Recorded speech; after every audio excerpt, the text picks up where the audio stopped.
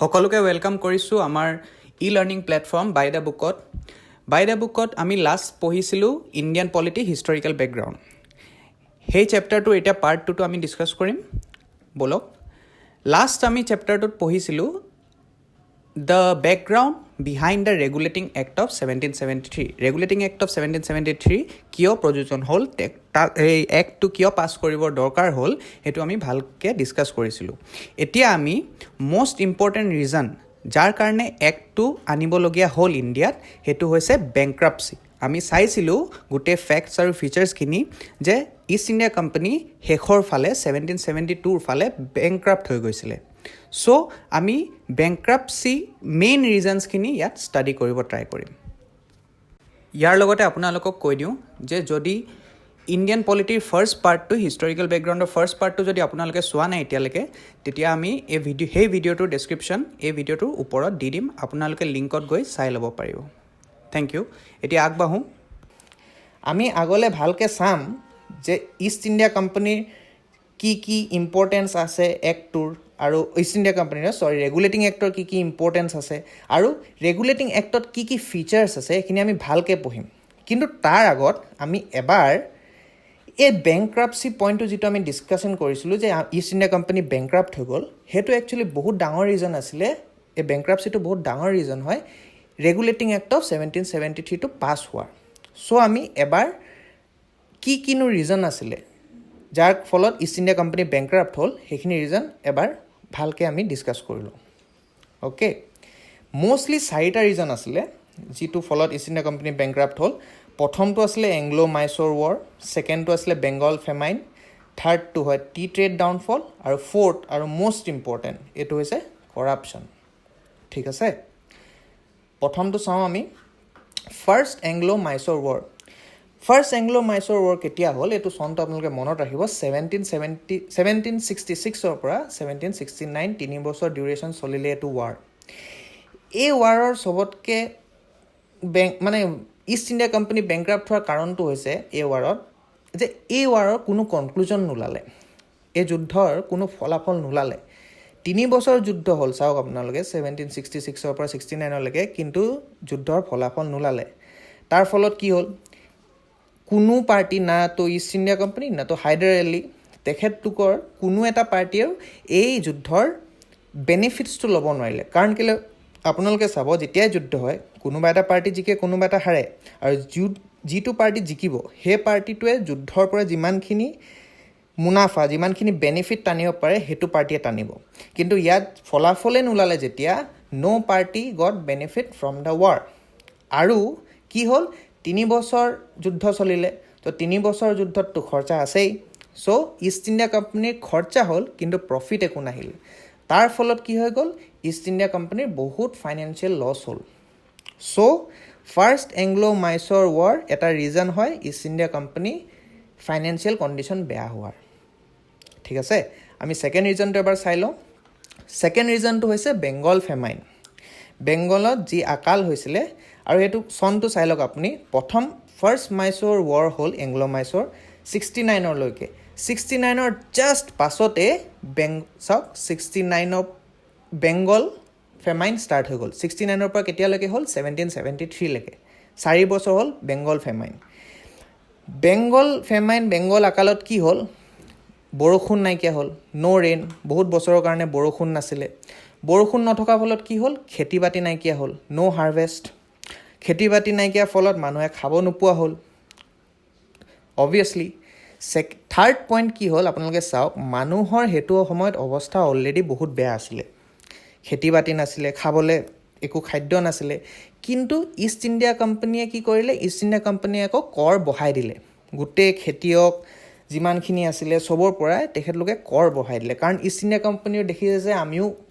লছত গৈ আছোঁ, কোনো ফালৰ পৰা অহা নাই একো প্ৰফিট। চ' তেওঁলোকে কি কৰিলে, অলৰেডি লছত চলি আছিলে এংলো মাইচৰ ৱাৰৰ পাছত, আৰু বেংগল ফেমাইন হোৱা স্বত্তেও তেওঁলোকে টেক্স বঢ়াই দিলে। ফলত কি হ'ল, মানুহৰ ওচৰত অলৰেডি খাব নাই, উল্টা টেক্সো দিব লাগে, মানুহৰ ক'ত যাওঁ ক'ত নোযোৱা অৱস্থা। আৰু সেইটো সময়ত কি হ'ল, 1/3 অফ বেংগলছ পপুলেশ্যন ডাইড। দেখিছে, 1/3 অফ বেংগলছ পপুলেশ্যন ডাইড, মানুহে খাবলৈ নাপায় 1/3 বেংগলৰ পপুলেশ্যন মৰি গ'ল। চ' দেখিছে কেনেকুৱা বেয়া অৱস্থা আছিলে। আৰু সেইটো ফেজত কোম্পানীৰ আৰু লছ হ'ল। চাওক টোটেল কিমান 66ৰ পৰা 73লৈকে কোম্পানী লছতে চলি আছে, ইষ্ট ইণ্ডিয়া কোম্পানী লছতে চলি আছে। চ' অবভিয়াছলি তেওঁলোক বেংক্ৰাপচি বহুত আগলৈ গুচি গ'ল। থাৰ্ড পইণ্টটো এবাৰ আমি চাই লওঁ, টি ট্ৰেড ডাউনফল। চাওক ইষ্ট ইণ্ডিয়া কোম্পানীৰ এটা গুৰুত্বপূৰ্ণ ব্যৱসায় আছিলে, তেওঁলোকৰ আছিলে চাহ ব্যৱসায়টো। তেওঁলোকে ইণ্ডিয়াৰ পৰা আমেৰিকালৈ চাহ ইম্পৰ্ট কৰিছিলে, চাহপাত এক্সপৰ্ট কৰিছিলে। ইণ্ডিয়াৰ পৰা আমেৰিকালৈ চাহপাত এক্সপৰ্ট কৰিছিলে। আৰু আমি যেতিয়া পিছলৈ আহোঁ অলপ, কি হয় যে যিমানখিনি ইম্পৰ্ট কৰিছিলে আমেৰিকালৈ ইণ্ডিয়াৰ পৰা ইষ্ট ইণ্ডিয়া কোম্পানীয়ে, তাৰ 85% ডাটছ ব্যৱসায়ীখিনিয়ে স্মাগল কৰা ষ্টাৰ্ট কৰিলে। এতিয়া কি হ'ল, আমেৰিকাত যিমান চাহ ইণ্ডিয়াৰ পৰা গৈছিলে তাৰ 80% ডাটছ ব্যৱসায়ীখিনিয়ে স্মাগল কৰি আমেৰিকালৈ পঠোৱা ষ্টাৰ্ট কৰিলে। যাৰ ফলত কি হ'ল, ইষ্ট ইণ্ডিয়া কোম্পানীৰ যিটো ডিমাণ্ড আছিলে চাহৰ, সেইটো কমি আহিলে বহুত। সেইটো ইনফেক্ট একেবাৰে নাইকিয়া হৈ গ'ল। চ' কি হ'ল, ইষ্ট ইণ্ডিয়া কোম্পানীৰ গোডাউনত যিখিনি চাহ আছিলে চাহপাত চব পচিব ষ্টাৰ্ট কৰিলে। তেওঁলোকৰ ডিমাণ্ড নাই, চ' চেলো নাই, আৰু ফলত তেওঁলোক বহুত লছত যোৱা ষ্টাৰ্ট হ'ল। সেইটো টি ট্ৰেড ডাউনফলটো এটা মষ্ট ইম্পৰ্টেণ্ট ৰিজন হয় ইষ্ট ইণ্ডিয়া কোম্পানী বেংক্ৰাপ্ট হোৱা। ফ'ৰ্থটো আমি চাই লওঁ, এইটো বহুত ইম্পৰ্টেণ্ট ৰিজন হয় বেংক্ৰাপচিৰ। এইটোৱে একচুৱেলি মোক যদি সোধে পাৰ্চনেলি, মই এইটোৱে মেইন ৰিজন বুলি ক'ম ইষ্ট ইণ্ডিয়া কোম্পানী বেংক্ৰাপ্ট হোৱা। প্ৰথম ৰিজনটো আছিলে East India Company paid less salary to its officials. East India কোম্পানীৰ কি আছিলে, তেওঁলোক ইষ্ট ইণ্ডিয়া কোম্পানীৰ আণ্ডাৰত যিমানখিনি অফিচিয়েল আছিলে, যিমানখিনি কৰ্মচাৰী আছিলে, তেওঁলোকৰ চেলেৰি বহুত কম আছিলে। তেওঁলোকক বহুত কম চেলেৰিত কাম কৰোৱাইছিলে ইষ্ট ইণ্ডিয়া কোম্পানীয়ে। কিন্তু তাৰ স্বত্তেও এটা ইম্পৰ্টেণ্ট পইণ্ট আছিলে তাত, যে যিমানখিনি কৰ্মচাৰী আছিলে তেওঁলোকক পাৰ্মিশ্যন দিয়া আছিলে যে তেওঁলোক গৈ নিজে প্ৰাইভেট ট্ৰেডত ইণ্ডালজ হ'ব পাৰে। প্ৰাইভেট ট্ৰেডত ইণ্ডালজ হ'ব পৰা মানে কোম্পানীৰ নামতে, অফিচিয়েলখিনি কোম্পানীৰ নামতে কাম কৰিব, কোম্পানীৰ নামতে বিজনেছ কৰিব, কিন্তু নিজৰ পাৰ্চনেলেও তেওঁলোকে প্ৰফিট ল'ব পাৰে, নিজৰ পাৰ্চনেলো ট্ৰেড কৰিব পাৰে। চ' কি হ'ল, আপোনালোকে অবভিয়াছলি পিকচাৰাইজ কৰিব পাৰিছে বস্তুটো। তাৰ ফলত কি হ'ল, ইষ্ট ইণ্ডিয়া কোম্পানী বহুত লছত চলা ষ্টাৰ্ট কৰিলে। কিন্তু in the mean time east India কোম্পানীৰ যিখিনি অফিচিয়েল আছিলে, যিখিনি কৰ্মচাৰী আছিলে, তেওঁলোকে নিজে আকৌ পূৰা প্ৰফিট বনোৱা ষ্টাৰ্ট কৰিলে। কোম্পানী লছত চলি আছে, কিন্তু কৰ্মচাৰী প্ৰফিটত আছে। দেখিছে বস্তুটো?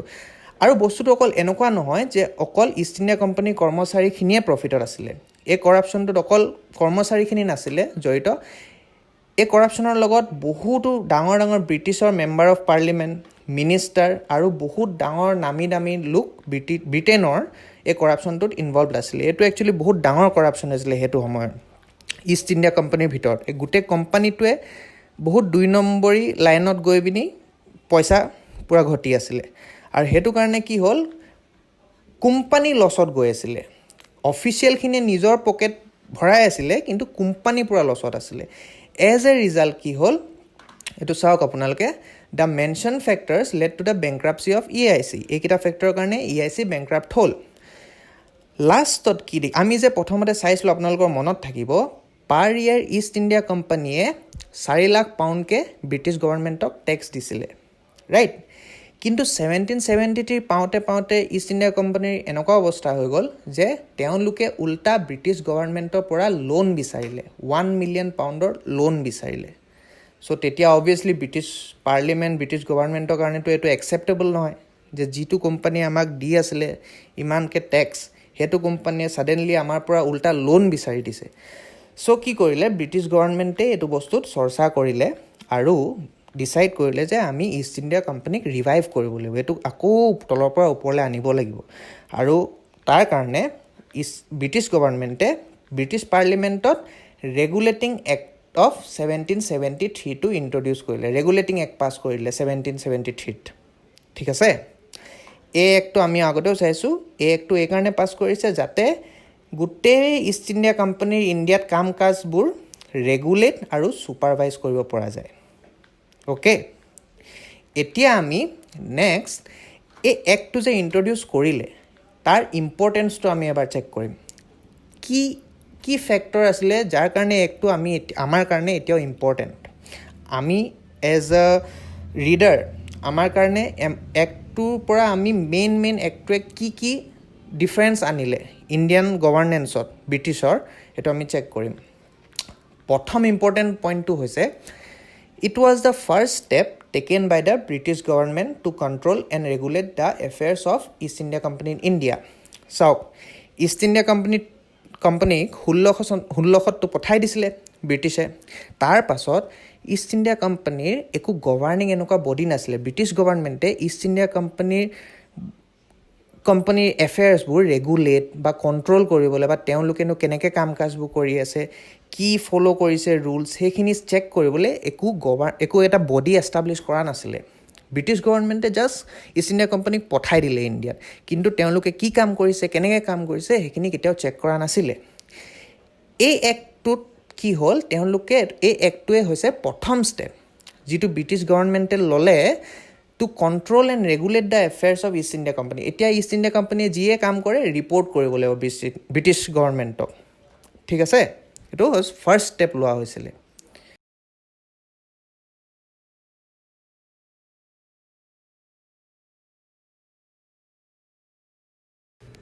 Second point to চাওক recognize the political and administrative functions of East India Company for the first time. প্ৰথমতে যেতিয়া ইষ্ট ইণ্ডিয়া কোম্পানী আহিছিলে তো বাৰে আমি ৰিপিট কৰিছোঁ যে তেওঁলোক ট্ৰেডাৰ হিচাপে আহিছিলে আৰু ব্ৰিটিছ পাৰ্লিমেণ্ট আৰু ব্ৰিটিছ গভৰ্ণমেণ্টেও ইষ্ট ইণ্ডিয়া কোম্পানীক এই পইণ্টলৈকে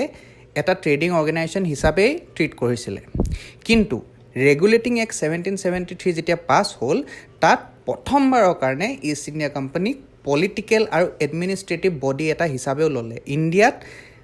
ইষ্ট ইণ্ডিয়া কোম্পানীৰ পলিটিকেল আৰু এডমিনিষ্ট্ৰেটিভ ফাংচন বা পলিটিকেল এণ্ড এডমিনিষ্ট্ৰেটিভ কামো তেওঁলোকে কৰে বুলি ৰেকগনিশ্যন এটা দিলে অ'কে তাৰ আগত কিন্তু অকল এটা ব্যৱসায়িক প্ৰতিষ্ঠান বুলিয়ে এষ্টাব্লিছ আছিলে ব্যৱসায় বাদ দি একো নাছিলে পাছত এই এক্টটোৰ টাইমতে পলিটিকেল আৰু এডমিনিষ্ট্ৰেটিভ ফাংচনখিনি ৰিকগনাইজ কৰিলে এইটো মনত ৰাখিব আপোনালোকে 3 নম্বৰ পইণ্টটোলৈ আহোঁ laid the foundations of central administration in India. Regulating Act of 1773 সৰ্বপ্ৰথমবাৰৰ বাবে ইণ্ডিয়াত চেণ্ট্ৰেল এডমিনিষ্ট্ৰেশ্যন এটা আনিলে এতিয়া আজিৰ দিনত যিটো আছে আমাৰ central administration state administration central এডমিনিষ্ট্ৰেশ্যনৰ কনচেপ্টটো ইণ্ডিয়াত প্ৰথমবাৰৰ বাবে ৰেগুলেটিং এক্ট অফ 1773 আনিলে ঠিক আছে এইটো আমি ভালকৈ কেনেকৈ আনিলে বস্তুটো কি ইমপ্লিমেণ্ট হ'ল যাৰ ফলত আমি এইটো দেখা পাওঁ যে চেণ্ট্ৰেল এডমিনিষ্ট্ৰেশ্যন আহিলে সেইটো আমি পাছত ডিছকাছ কৰিম অ'কে এতিয়া আমি most important features of the act of regulating act of 1773 discuss কৰিম ৰেগুলেটিং এক্ট অফ 1773 ভিতৰত একচুৱেলি কি ৰুল বা ল পাছ হ'ল সেইখিনি আমি ডিছকাছ কৰিম এইখিনি চবতকৈ ইম্পৰ্টেণ্ট হয় আপোনালোকে অলপ মনোযোগ দি বুজিব কাৰণ মেক্সিমাম কুৱেশ্যন এক্সামত ইয়াৰ পৰাই আহে ফিচাৰ্ছৰ পৰা আহে ফিচাৰ্ছ অফ দ্য এক্ট ইয়াৰ পৰাই মেক্সিমাম কুৱেশ্যন আহে প্ৰথম কি এক্টটোত প্ৰথম কি ৰুল বনিলে যে designated the governor of Bengal as the governor general of Bengal and created an executive council of 4 members to assist him প্ৰথমতে কি আছিলে 3টা প্ৰভিন্সত ভাগ কৰি থোৱা আছিলে প্ৰথম ইষ্ট ইণ্ডিয়া কোম্পানীৰ আণ্ডাৰত 3টা প্ৰভিন্সত ভাগ কৰি থোৱা আছিলে প্ৰথমটো আছিলে আপোনাৰ province of Madras Bombay and Bengal আৰু তিনিওটা এটাতছে ইটো ইণ্ডিপেণ্ডেণ্ট আছিলে গভৰ্ণৰ অফ বেংগলে নিজৰ মতে নিজৰ এৰিয়াত কাম কৰিছিলে নিজে ডিচিজন লৈছিলে গভৰ্ণৰ অফ মাদ্ৰাছে ছেইম নিজৰ এৰিয়াত নিজে ডিচিজন লৈছিলে নিজে ইমপ্লিমেণ্ট কৰিছিলে আৰু গভৰ্ণমেণ্ট অফ বম্বে মাদ্ৰাছ বেংগল তিনিওটা বেলেগকৈ নিজৰ এৰিয়া চম্ভালিছিলে আৰু কোনেও ইটোৰ ওপৰত ইটো মাতিব নোৱাৰিছিলে অ'কে কিন্তু গভৰ্ণৰ অফ যেতিয়া এইটো এক পাছ হ'ল তেতিয়া গভৰ্ণৰ অফ বেংগলক এটা নতুন টাইটেল দিয়া হ'ল যিটো হৈছে governor general of Bengal okay আৰু গভৰ্ণৰ জেনেৰেল অফ বেংগল বনোৱাৰ পাছত কি কৰিলে তেওঁক তেওঁৰ এছিষ্টেণ্ট হিচাপে 4টা মেম্বাৰ দিয়া হ'ল আৰু এই 4টা মেম্বাৰৰ যিটো বডি হয় সেইটো এক্সিকিউটিভ কাউন্সিল নাম দিয়া হ'ল সেইটো বডিক অ'কে চ' আমি কি দেখিলোঁ গভৰ্ণৰ জেনেৰেল অফ বেংগলক governor general of Bengal title দিয়া হ'ল আৰু তেওঁক এছিষ্ট কৰিবলৈ 4 মেম্বাৰৰ এটা বডি বনোৱা হ'ল যাক এক্সিকিউটিভ কাউন্সিল বুলি কোৱা হয় আমি এবাৰ চাই লওঁ ইয়াত প্ৰথম গভৰ্ণৰ জেনেৰেল অফ বেংগল কোন আছিলে তেওঁ আছিলে ৱেৰেন হেষ্টিংছ অ'কে এইটো ইম্পৰ্টেণ্ট হয় বহুতবাৰ এক্সামত আহে আৰু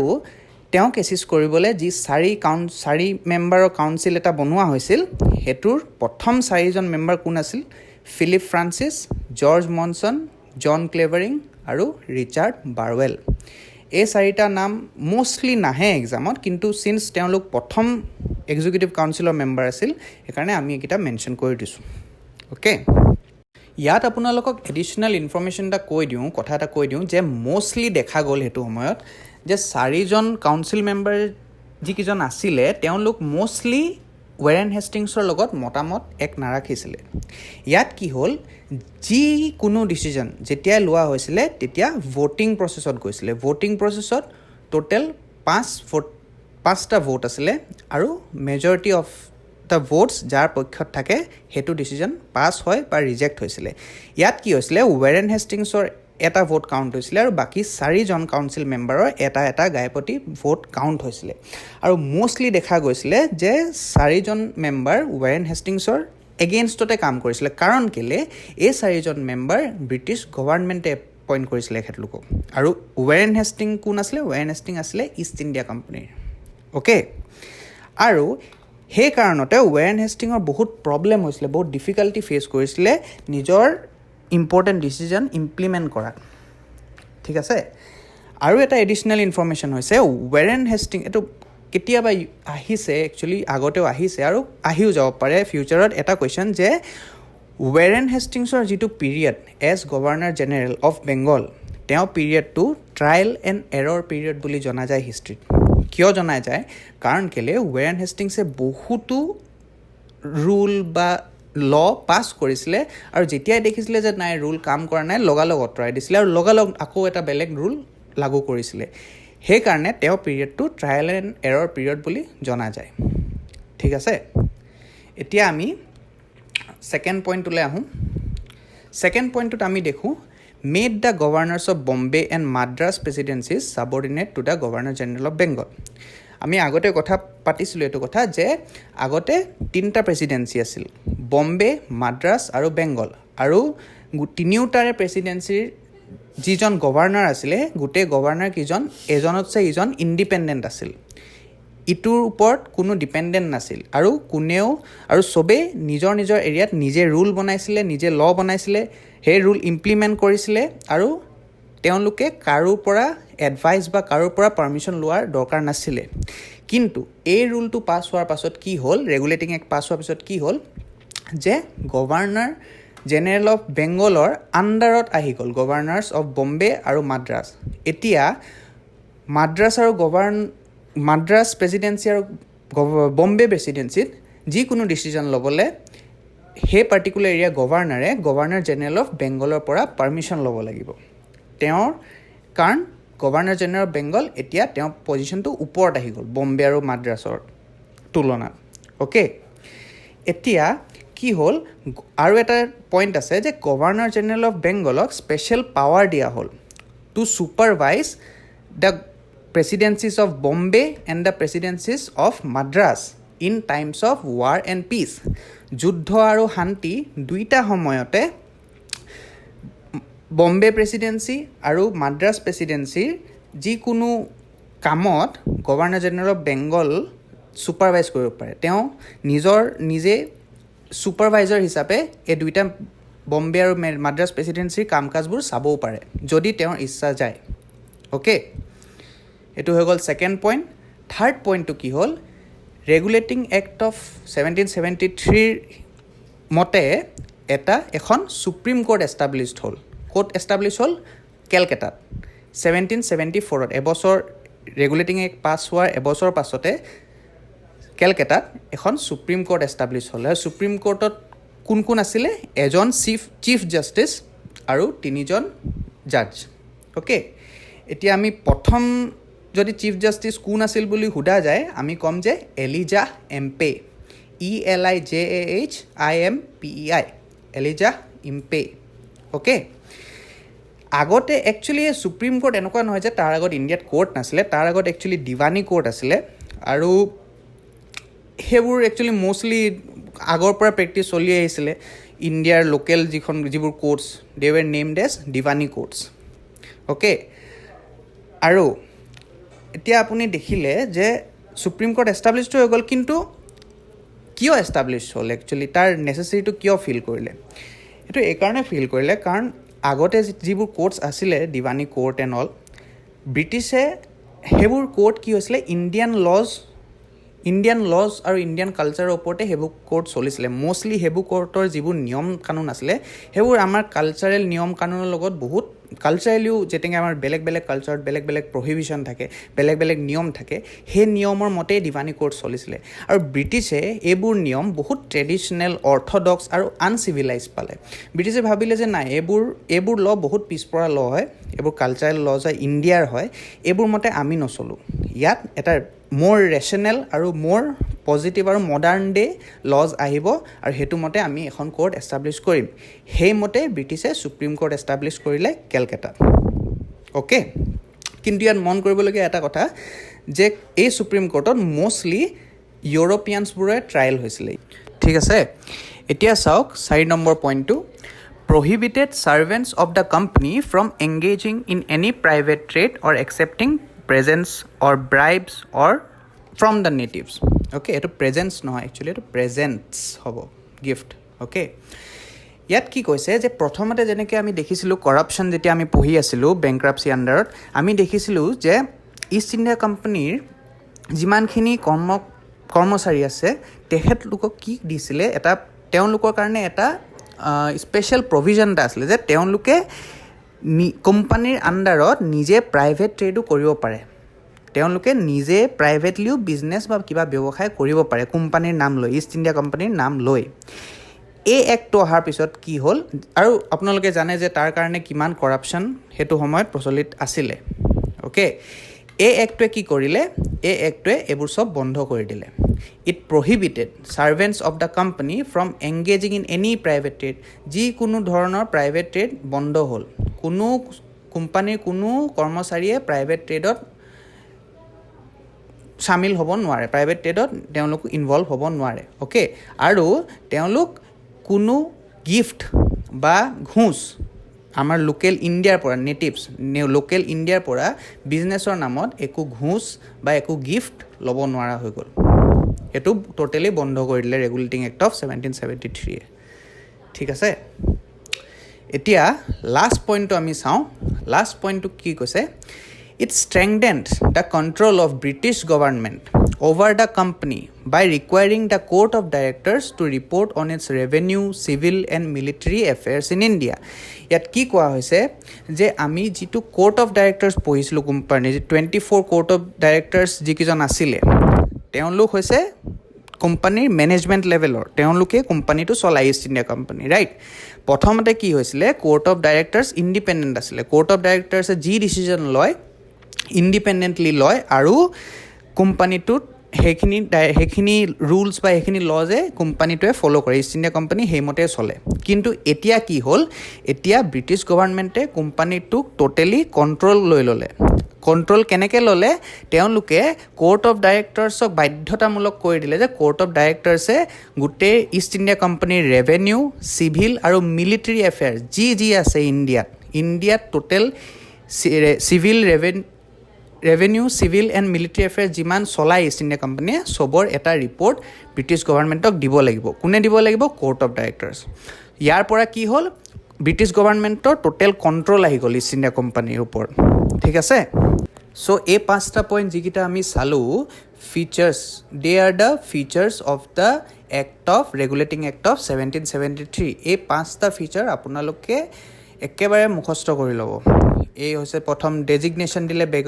governor of Bengal as governor general of Bengal তাৰপিছত গভৰ্ণৰ জেনেৰেল অফ বেংগলক গভৰ্ণৰ অফ মুম্বাই আৰু গভৰ্ণৰ অফ মাদ্ৰাছৰ ওপৰত ৰাখি দিলে সুপ্ৰিম কোৰ্ট এষ্টাব্লিছ কৰিলে 1774ত কোম্পানীৰ যিখিনি কৰ্মচাৰীয়ে প্ৰাইভেট ট্ৰেড কৰিছিলে এইবোৰ বন্ধ কৰিলে তাৰপিছত কোৰ্ট অফ ডাইৰেক্টৰক আদেশ দিলে যে সব ৰেভিনিউ চিভিল আৰু মিলিটাৰী এফেয়াৰ্ছ যি চলাই ইষ্ট ইণ্ডিয়া কোম্পানীয়ে সবৰে ৰিপৰ্ট ব্ৰিটিছ গভৰ্ণমেণ্টক দিবলৈ এই 5টা পইণ্ট আপোনালোকে পূৰা মুখস্থ কৰি ল'ব আৰু এই 5টা পইণ্টৰ পৰাই মেক্সিমাম এক্সামত কুৱেশ্যন আহে এইটো চেপ্টাৰ শেষ কৰাৰ আগত আমি লাষ্ট এটা পইণ্ট চাই লওঁ to rectify the defects of the regulating act of 1773 the British parliament pass the amending act of 1781 also' known as the act of settlement যেতিয়াই নতুন এক্ট এটা পাছ হয় তাত অবভিয়াছলি বহুত ডিফেক্ট আৰু ড্ৰবেক্স থাকে কাৰণ প্ৰথমবাৰৰ বাবে এটা এক্ট পাছ হৈছিলে ইণ্ডিয়াত ব্ৰিটিছৰ দ্বাৰা ৰাইট চ' কি হয় তাত বহুতো পিছত যেতিয়া সেইটো ইমপ্লিমেণ্ট হ'ল তেতিয়া দেখা গ'ল যে তাত বহুত ড্ৰবেক্স আছিলে তাত বহুত ডিফেক্ট আছিলে ল'টোত সেইকাৰণে কি কৰিলে ৰেগুলেটিং এক্টটোত শুধৰণি আনিবলৈ ৰেগুলেটিং এক্টটোত এমেণ্ডমেণ্ট আনিবলৈ 1781ত এমেণ্ডিং এক্ট অফ 1781 পাছ কৰা হ'ল এই এক্টটোক এক্ট অফ ছেটেলমেণ্ট বুলিও জনা যায় ঠিক আছে এতিয়া আমি ৰেগুলেটিং এক্ট অফ 1773 গোটেই ফিচাৰ্ছখিনি তাৰ ইম্পৰ্টেঞ্চ তাৰ বেকগ্ৰাউণ্ড চব আমি ডিছকাছ কৰিলোঁ আশা কৰোঁ আজিৰ চেপ্টাৰটো আপোনালোকে ভালদৰে বুজি পালে নেক্সট ভিডিঅ'ত আমি পিটছ ইণ্ডিয়া এক্ট ডিছকাছ কৰিম আৰু তাৰ ছাবচিকুৱেণ্টলি যিকেইটা এক্ট আছিলে ইষ্ট ইণ্ডিয়া কোম্পানীৰ আণ্ডাৰত সেই গোটেইকেইটা আমি ভালদৰে পঢ়িম চ' যদি ভিডিঅ'টো আপোনালোকে ভাল পালে লাইক কৰিব শ্বেয়াৰ কৰিব আৰু বাই দ্য বুক চেনেলটো ছাবস্ক্ৰাইব কৰি ল'ব লগতে আমি আমাৰ ছ'চিয়েল মিডিয়াৰ বিভিন্ন প্লেটফৰ্মৰ হেণ্ডেলকেইটা ইয়াত মেনশ্যন কৰি দিছোঁ আপোনালোকে ইয়াত গোটেইকেইটা হেণ্ডেলত গৈ ফ'ল' কৰি ল'ব পাৰে থেংক ইউ